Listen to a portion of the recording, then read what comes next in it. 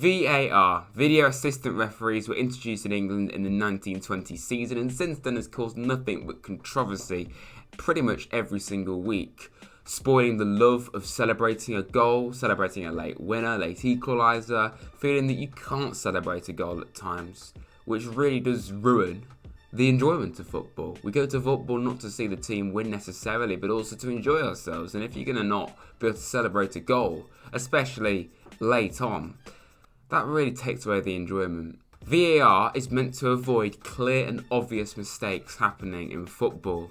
So the referee goes and reviews it and sees it back and thinks, yeah, that's a foul, or no, that's not a foul. If the decisions that the referee makes are controversial, then quite clearly, it's not a clear and obvious error.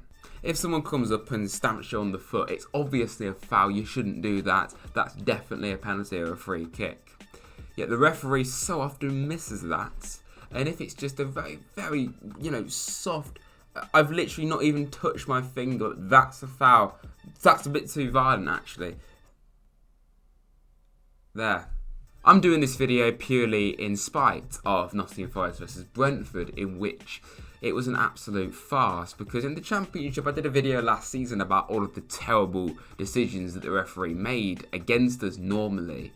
But even so, it wasn't always against us, it was just in general the referees were awful. But with the introduction to VAR into all of our games now, as well as the fact that we're in the Premier League, you would have thought surely the standard would be better. You're in the highest league in the world, the best league in the world. It's arguably got worse. So that tells me a few things. Referees are incompetent, and they're clearly not the experts.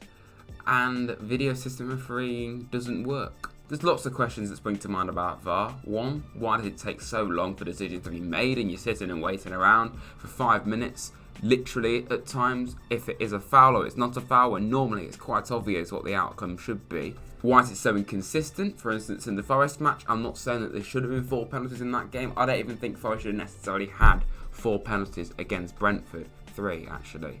But, at the very least, if you're going to check Brentford's penalty when it was quite clearly an unbelievably soft penalty to give, then at the very least you've got to check the one on Emmanuel Dennis, Ryan Yates and Morgan Gibbs-White, all of which, I don't think all of them were penalties. I'm not even being biased. I don't think all 3 of those were penalties, but all of them have more contact than Brentford's penalty. So if that's the case, then our penalties or penalty calls should have been checked at the very least. That's why VAR's there. This is a bit superstitious, this one, but does it favour the big teams? I think it does. I really do. I'll put some examples on the screen now of big teams, i.e. the Greedy Six, playing against teams that are not as important, quite clearly, to the rest of the league. Rodri, look at the state of this. You're telling me that that's not a handball? This for me is the worst VAR decision of all time. It's an absolute shambles. He's literally got his arm wide out and the ball's right here. How can that possibly be? No, that's not a foul. He didn't make contact with the ball. No problem. The referee gets the privileged opportunity to go and look back on it immediately, and even he couldn't see it. If the crowd are reacting badly, then it quite clearly, you should at the very least investigate.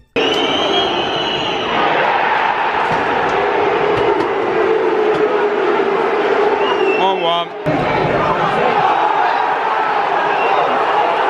And that's not even given. Shoved to the floor, that's not given. And yet that was, after about 10 minutes. Where is the consistency? It's all I want to know. Like I said earlier, you feel like you can't celebrate goals. The one that springs to mind for me is Man City versus Spurs in the Champions League in 2019. City needed to score a late winner to go through to the Champions League semi-finals. Raheem Sterling scored that goal. Absolute scenes in the Etihad. Didn't even know they had fans, to be honest. Genuinely, even as a neutral, it was fantastic to see that happen in football. A late goal. Wow. Dramatic. Scenes. Drama. Going absolutely insane in the stands. No, wait. Let's just rule it out. Now, I can't actually remember whether it was the correct decision or not. I seem to remember at the time it was quite controversial, so that probably suggested it shouldn't have been offside. But still, it just takes away the enjoyment. It really does. West Ham had a very, very similar call against Chelsea this season, Maxwell Cornet scored a late goal and it wasn't counted. Jared Bowen had fouled Mendy when literally all Bowen had done was step over him and the bottom end of his foot had grazed Mendy, and that was a foul. Another big point is rugby, NFL, cricket even. They all use VAR in their own way, and it doesn't have any controversial situations. I don't follow any of those sports anywhere near to how I do football, but it's quite obvious. I've been to a rugby match before, they've done TMO, and there was no shouting or controversy. It was all fair. Why is it so difficult to adapt it in football? I just don't understand. I don't think anyone does. And I've got to bring it back to the phrase clear and obvious. Clear and obvious means there is no debate. It's obviously a free kick. It's obviously a penalty. It's clearly a penalty. It's clearly a free kick. But yet we're having to go and look back at it. Now that's what VAR's for. But if you're going to look back at it and you're still getting it wrong, then are you incompetent, or is the VAR monitor not working coincidentally every single match? I doubt it.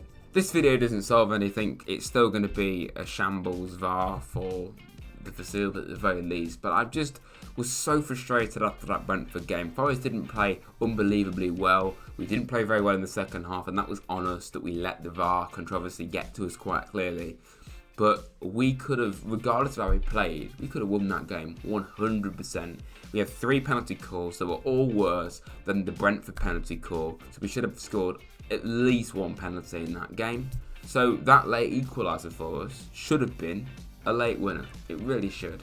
So even if we weren't playing well, we should have won at the weekend, and I just found it so frustrating. I hope you've enjoyed this video without getting too animated watching it. If you have enjoyed it, please hit the like button, subscribe to Rads if you're new. Of course, I keep saying we're nearly at 4,000 subscribers. We have gained a few after that Brentford game, so we're getting closer, so please get me over the line.